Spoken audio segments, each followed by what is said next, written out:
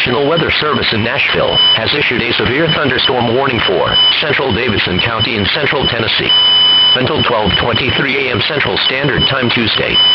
At 11:31 p.m. Central Standard Time, National Weather Service Doppler radar indicated a severe thunderstorm capable of producing half-dollar-sized hail. This dangerous storm was located near Nashville, or about 10 miles southeast of Murfreesboro, and moving east-northeast at 40 miles per hour.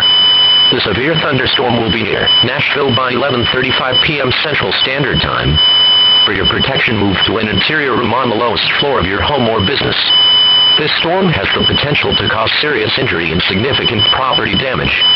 A tornado watch remains in effect until 10 p.m. Tuesday evening for most of central Tennessee.